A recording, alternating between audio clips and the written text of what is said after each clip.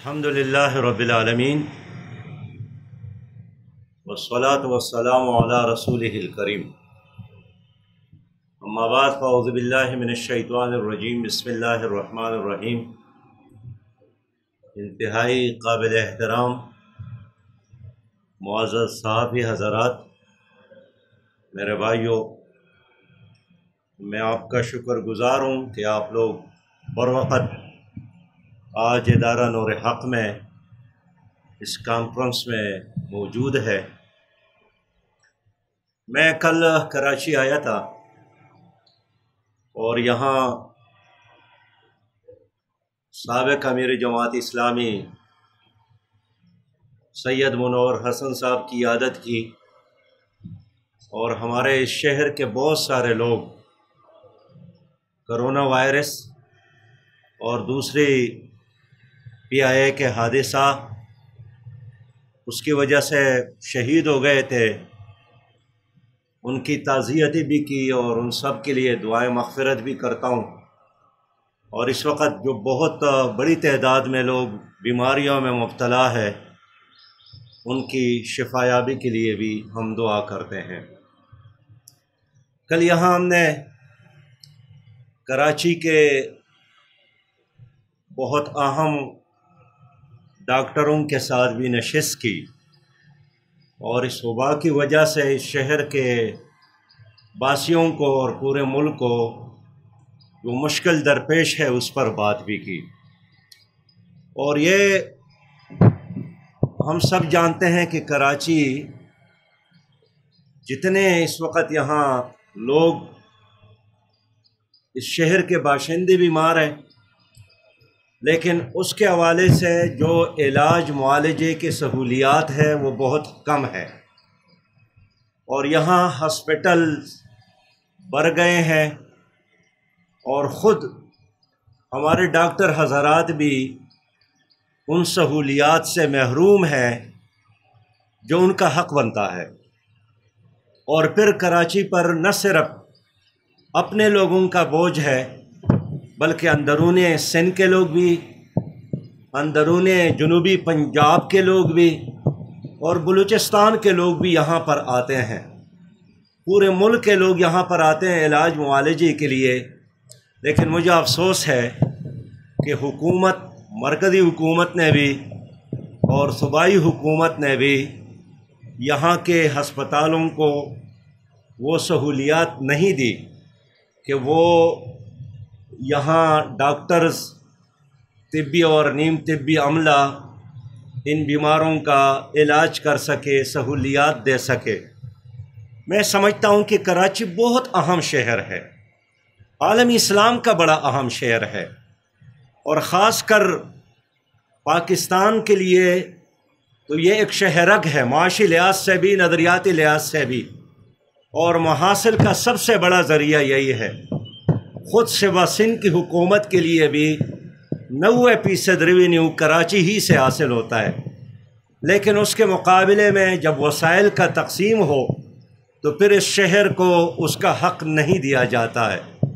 اب وقت آیا ہے کہ کراچی کو ایک میگا سٹی قرار دیا جائے، اور اس کا مطلب یہ ہے کہ وہ اختیارات بھی دیا جائے تاکہ اس شہر کے جو شہری حکومت ہوتی ہے وہ باوسائل ہو، اور اس شہریوں کے مسائل بہتر طریقے سے حل کرنے کے قابل ہو۔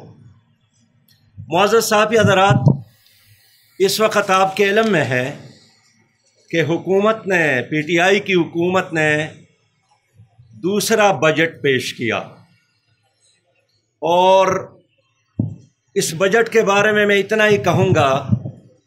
کہ IMF کے احکامات کو وفاقی حکومت نے بجٹ کا نام دیا، ان کے پلندے کو انہوں نے بجٹ کا نام دیا، اور یہ بجٹ معاشی بدحالی کا اور بے روزگاری کا ایک سونامی ہے، اس لیے کہ اس بجٹ میں جو اعداد و شمار پیش کیے گئے اس کا گراؤنڈ ریئلٹی سے کوئی تعلق نہیں ہے۔ اور میں آپ کو بتانا چاہتا ہوں کہ پی ٹی آئی کی حکومت نہ تھی تو پاکستان کی معاشی حالت بہت بہتر تھی۔ اس حکومت کے آنے کے بعد ہر دن معیشت کے لیے تباہی اور بربادی کے پیغام کے ساتھ آتا ہے۔ اس حکومت نے جتنے اعلانات کیے تھے،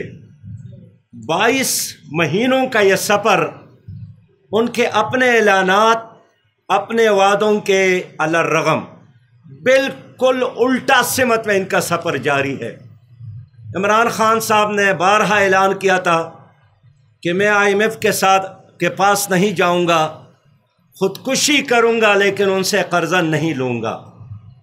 اور حکومت میں آنے کے بعد انہوں نے پہلے 11 مہینوں میں تو ایک خیرات جمع کرنے کے حوالے سے مہم چلائی، آرمی چیف کو ساتھ لے کر سعودی عرب، عرب امارات اور قطر اور باقی ممالک کا دورہ کیا، اور 11 مہینے مسلسل یہ مہم چلتی رہی۔ اس کے نتیجے میں ان کو 5 ارب ڈالر تو مل گئے، لیکن ان کو اندازہ ہوا کہ یہ ان کے اخراجات کے لیے ناکافی ہے، اور بالآخر انہوں نے IMF کے دربار میں جا کر ان کے درگاہ میں حاضری دے کر ان کے تمام شرائط کو تسلیم کیا اور ان سے قرضہ لیا۔ اور قرضہ لینے کے بعد حکومت نے اپنی قوم پر وہ احسانات جتائے کہ جس طرح انہوں نے کشمیر فتح کیا ہو، اور جس طرح ہمیں کوئی نئی ترقی اور خوشحالی کا کوئی منزل ملا ہو۔ میں سمجھتا ہوں کہ تاریخی لحاظ سے اب دیکھیں، ابھی عمران خان صاحب نے اپیل کی تھی بڑے ممالک سے کہ غریب ممالک کے قرضے معاف کیا جائے یا سہولت دیا جائے، اور پھر پیرس کلب نے اعلان کیا جس میں 20 بڑے مالدار ممالک شامل ہے کہ ہم نے پاکستان کے قرضے کو ری شیڈول کیا، اور حکومت بہت خوش ہوئی، وزراء نے اعلان کیا کہ یہ عمران خان صاحب کا ویژن ہے۔ لیکن ساتھ ہی معلوم ہوا کہ پاکستان کے ساتھ انہوں نے چاڈ کا قرضہ اور دوسرے جو غریب ترین ممالک ہے افریقہ کے 5 ممالک، ان کو بھی شامل کیا۔ تو اب پاکستان کی اکانومی ان کی نظر میں چاڈ اور کانگو کے اکانومی کے برابر ہو گئی ہے۔ یہی وجہ ہے کہ حکومت نے بغیر سمجھے سوچے IMF کے کہنے پر پاکستانی روپیہ کی قدر میں 40% کمی کی اور ڈالر کی قیمت میں اضافہ کیا۔ موجودہ حکومت نے 200% ضروریات کی چیزوں کی قیمتوں میں اضافہ کیا۔ موجودہ حکومت نے آنے کے بعد IMF کے کہنے پر افراط زر میں اضافہ کیا۔ اس لیے یہ کرونا وائرس جو 3-4 مہینے ان کے ہو گئے، ان کی تباہی اور بربادی کی کہانی کچھ اور ہے، لیکن کرونا وائرس سے قبل پی ٹی آئی کی حکومت نے پاکستان کی معیشت کو تباہ کیا تھا۔ فی کس آمدنی میں کمی ہوئی تھی، بے روزگاروں میں اضافہ ہوا تھا، چھوٹے صنعتی یونٹ بند ہو گئے تھے، اور جس کے ساتھ تھوڑا بہت پیسہ تھا وہ ملک سے بھاگ رہا تھا۔ یہ کرونا وائرس کی وبا تو اس کے لیے ایک نعمت ثابت ہو رہی ہے۔ ان کو ایک بہانہ بھی مل گیا اور باہر سے قرضے ری شیڈول کرنے کے لیے ان کو ایک بنیاد بھی مل گئی۔ لیکن یہ تاریخی حکومت ہے کہ 1956 سے لے کر آج تک پاکستان کی شرح نمو 1965 کے جنگ کے دوران، 1971 کے سقوط ڈھاکہ کے بڑے المیہ کے دوران بھی اتنا کم نہیں ہوا تھا، آج پاکستان کی شرح نمو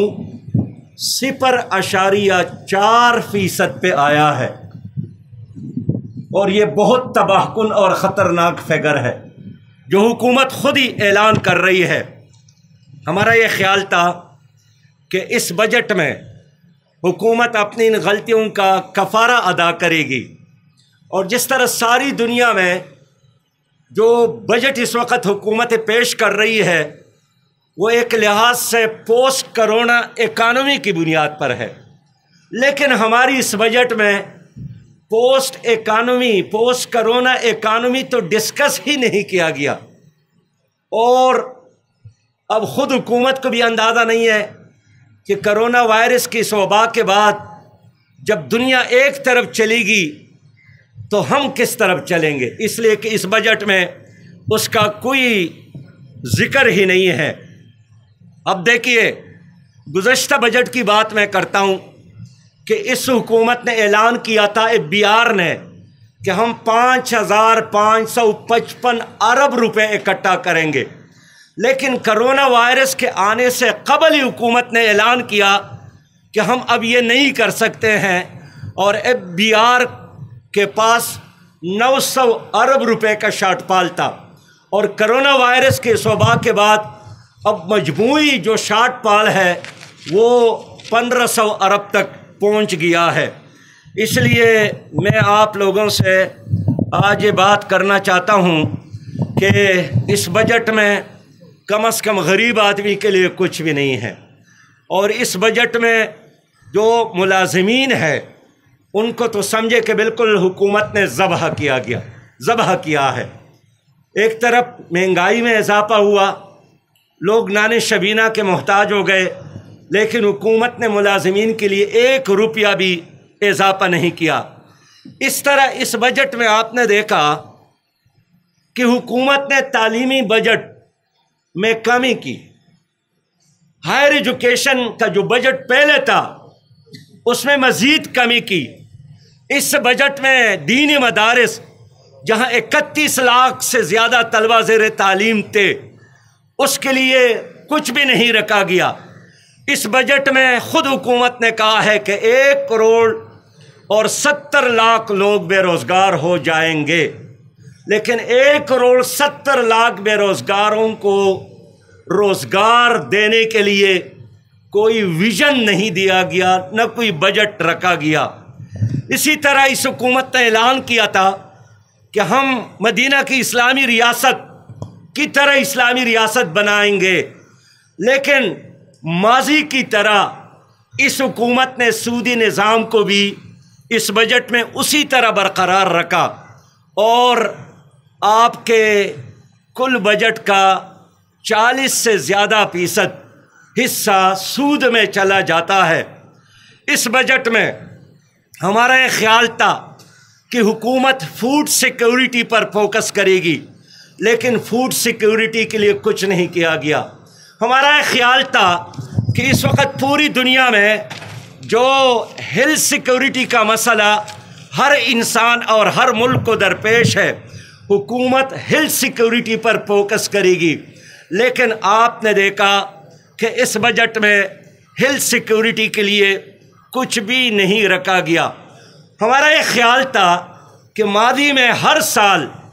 اوورسیز پاکستانی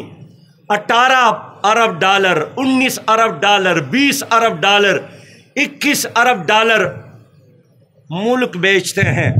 اس وقت لاکھوں کی تعداد میں اوورسیز پاکستانیز واپس آ رہے ہیں بے روزگار ہو کے۔ ان کے لیے حکومت کوئی پروجیکٹ کا اعلان کرے گی، لیکن ان بے روزگاروں کے لیے کوئی اسکیم نہیں رکھا گیا اور نہ کوئی حصہ رکھا گیا۔ اس طرح خود حکومت کہتی ہے کہ پاکستان میں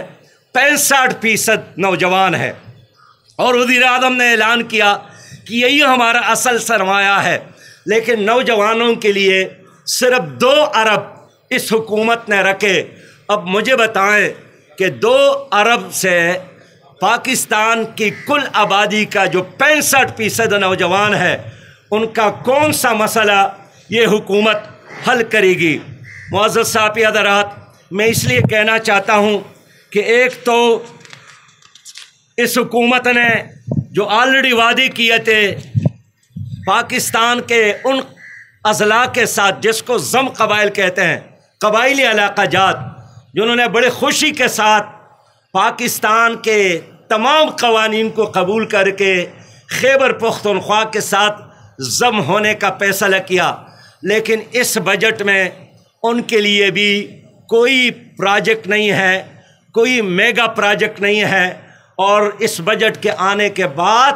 قبائلی علاقے کے لوگ اور بھی مایوس ہو گئے ہیں۔ گزشتہ بجٹ میں وفاقی حکومت نے بلوچستان کے ساتھ جو وعدے کیے تھے، اس بجٹ میں ان کی ترقیاتی بجٹ میں مزید کمی کا اعلان کیا، جس سے بلوچستان کے لوگ بہت ہی مایوس ہو گئے۔ تو میں خود حیران ہوں کہ اس بجٹ میں اگر غریب کو کچھ نہیں ملنا تھا، غریب علاقوں کو کچھ نہیں ملنا تھا، پاکستان کے بڑے شہروں کو کچھ نہیں ملنا تھا، تو پھر یہ سب کچھ ایکسرسائز فار نتھنگ ہے۔ اور یہی وجہ ہے کہ اس حکومت نے نہ اپوزیشن کے ساتھ مشورہ کیا بجٹ بنانے میں، نہ تاجروں کے ساتھ مشورہ کیا بجٹ بنانے میں،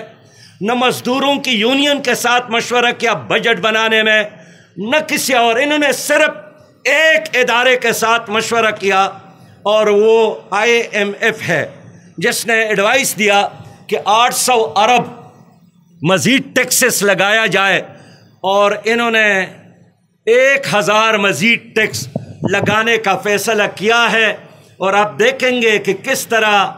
طریقے کے ساتھ عوام کو نچوڑنے کے لیے اس حکومت نے پروگرام بنایا ہے۔ معزز صاحب حضرات، میں آپ کے علم میں لانا چاہتا ہوں کہ اس بجٹ کے ابھی پاس بھی نہیں ہوا ہے، لیکن گزشتہ 2 دنوں میں خوراک کی چیزوں میں 15 سے لے کر 20% اضافہ ہو گیا ہے، اور آپ حیران ہوں گے کہ ابھی اس پر ڈسکشن بھی شروع نہیں ہوا ہے، لیکن مہنگائی کے نئے لہریں ہیں جس سے پاکستانی عوام متاثر ہو رہے ہیں۔ یہ بجٹ NFC کے بغیر پاس ہو گیا، NFC ایوارڈ نہیں دیا گیا، اور یہ حکومت کی بڑی ناکامی ہے۔ اور میں صوبائی حکومتوں سے بھی کہنا چاہتا ہوں کہ جس طرح NFC ضروری تھا، اسی طرح صوبوں میں PFC بھی ضروری ہے، لیکن نہ مرکز میں NFC کا اہتمام کیا گیا اور نہ صوبوں کا یہ ارادہ ہے۔ مجھے افسوس ہے کہ ان حالات میں جب حکومت کہتی ہے کہ 18ویں آئینی ترمیم کے بعد ساری اختیارات صوبوں کو منتقل ہو گئے، تو پھر ہونا چاہیے تھا کہ صوبوں کے مجموعی حصوں میں اضافہ ہوتا تاکہ صوبے مضبوط ہو کر اپنے صوبوں کے مسائل حل کرتے، لیکن انہوں نے الٹا صوبوں کے لیے جو بجٹ خاص تھا اس میں کمی کی، گلگت بلتستان کی بجٹ میں کمی کی، کشمیر کے لیے مجموعی بجٹ میں کمی کی۔ تو ہم حیران ہیں کہ صوبے کس طرح اپنے بجٹ اب بنا سکیں گے۔ میں عرض کرنا چاہتا ہوں، حکومت نے اعلان کیا تھا کہ ہم 1 کروڑ نوجوانوں کو روزگار دیں گے، لیکن اس بجٹ میں 1 کروڑ نوجوانوں کو روزگار دینے کے لیے کوئی اسکیم شامل نہیں ہے، اور الٹا حکومت نے فیصلہ کیا ہے کہ جو برسر روزگار لوگ ہیں ان کے روزگار کو بھی ختم کیا جائے گا، اس لیے کہ ورلڈ بینک کا ڈکٹیشن، ان کے ایڈوائس اور ان کا دباؤ ہے۔ ابھی آپ کے کراچی کا سب سے بڑا ادارہ، قابل فخر ادارہ تھا یہ کسی زمانے میں، اسٹیل مل کا ادارہ، ان کے 9000 سے زیادہ ملازمین کو فارغ کرنے کا فیصلہ کیا ہے۔ 5000 سے زیادہ ملازمین ہیں ریٹائر، ان کے پینشن کو ختم کرنا اور ان کو بھی فارغ کرنے کا فیصلہ حکومت نے کیا ہے۔ انشاءاللہ ہم ہر سطح پر اس کا مقابلہ کریں گے، اس لیے کہ جو مزدور ہے اس کا ہم ترجمان ہے،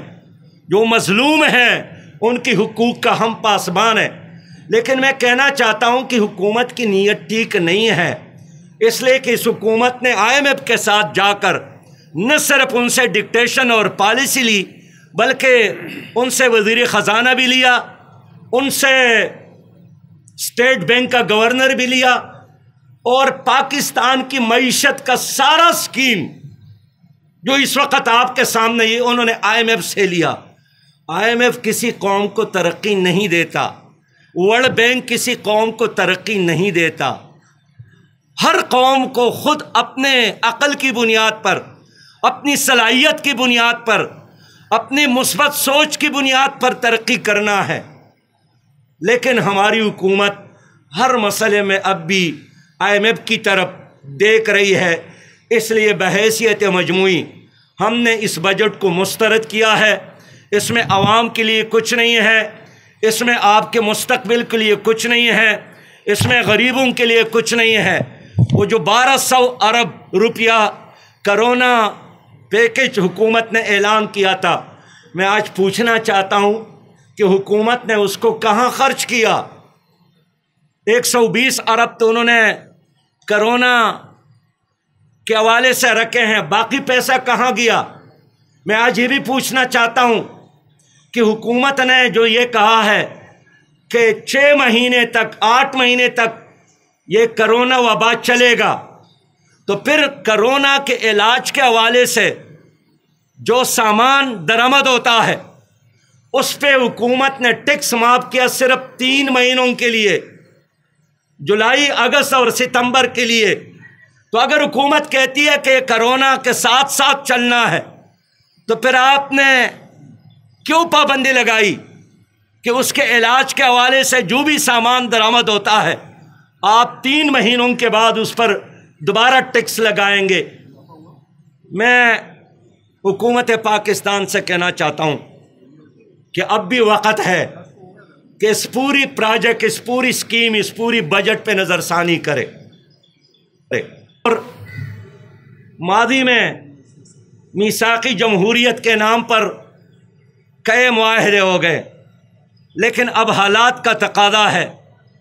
کہ ایک میثاق پاکستان بھی ہو جس میں تمام لوگ شریک ہو، اور اس میثاق کے تحت ہم عہد کرے کہ ہم پاکستان کو ایک ویلفیئر اسلامی ریاست بنائیں گے۔ ہم عہد کرے کہ سب سے پہلے جو لیڈ کر رہا ہے وہ قانون کی پابندی کریں گے۔ ہم عہد کرے کہ ہم اپنے کسی بھی منصب کو ذاتی مفادات کے لیے استعمال نہیں کریں گے۔ ہم عہد کرے کہ جو پیسہ جس کے ساتھ ہے ناجائز پیسہ وہ واپس کرے۔ حکومت نے 22 مہینوں میں جو سفر کیا ہے اس میں مسلسل عام آدمی کے مشکلات میں اضافہ ہوا۔ دیکھیے، بجٹ کے بارے میں عرض کرنا چاہتا ہوں کہ بجٹ کے 3 پہلو ہونے چاہیے۔ پہلا حصہ ویلفیئر کا ہو، عام آدمی کے مفادات کا ہو، دوسرا حصہ ترقی کا ہو، اور تیسرا حصہ وہ انتظامی ہو۔ میں نے پڑھا ہے کہ حضرت عمر ابن خطاب رضی اللہ تعالیٰ عنہ نے جو بجٹ دیا تھا وہ ایک ویلفیئر بجٹ تھا، اس میں انتظامی اخراجات کم تھے۔ آپ اس بجٹ کو دیکھیں، اس میں تمام تر فوکس انتظامی اخراجات پر ہے۔ اس وقت تعلیم کے لیے کچھ نہیں ہے، صحت کے لیے کچھ نہیں ہے، ایگریکلچر کے لیے کچھ نہیں ہے، فوڈ سیکیورٹی عام آدمی کے لیے کچھ نہیں ہے، ہیلتھ سیکیورٹی عام آدمی کے لیے کچھ نہیں ہے۔ تو ہمیں حیران ہے کہ یہ حکومت یہ بجٹ جو پیش کر رہی ہے کس کے مفادات کے لیے ہے۔ اس لیے ہم نے اس بجٹ کو مسترد کیا ہے۔ ہم سینٹ میں بھی اس پر بات کریں گے، ہم قومی اسمبلی میں بھی اس پر بات کریں گے، اور اس وقت میں حکومت پاکستان سے کہنا چاہتا ہوں کہ IMF کی بجائے آپ ملک کی مفادات کا خیال رکھیں، اپنی قوم پر اعتماد رکھیں۔ ہونا تو چاہیے تھا کہ ہم اپنے ٹیکس ریونیو کو بڑھاتے، اور اس کے لیے ضروری ہے کہ جو معاشی ڈاکومنٹیشن ساری ترقی یافتہ دنیا میں ہے، ہمارے ہاں نہیں ہے۔ ہم صرف انہی لوگوں کو پکڑتے ہیں جو 13-14 لاکھ ان کے ساتھ لسٹڈ ہے۔ ہمیں چاہیے تھا کہ اگر ہم صنعتی ترقی جلدی نہیں کر سکتے، کرنا چاہیے تو اپنی ایگریکلچر کو بہتر بنانے کے لیے ہم کاشتکاروں کو، دہقانوں کو ایگریکلچر کی ترقی پر فوکس کرتے، لیکن اس بجٹ میں کوئی انتظام نہیں ہے۔ دیکھیں اس وقت ٹڈی دل کی وجہ سے 5 کروڑ ایکڑ متاثر ہے، 1000 ارب سے زیادہ نقصان کاشتکاروں کو ہوا۔ چائنا اور جاپان کی مدد سے انہوں نے اب تک 5 لاکھ ایکڑ زمین پر سپرے کیا ہے، اور یہ جو 5 کروڑ باقی فصلیں ہیں ایکڑ، یہ تباہی اور بربادی سے دوچار ہے۔ تو یہ ٹڈی دل اچانک تو نہیں ہوا نا جی، یہ تو کئی سالوں سے ہو رہا ہے،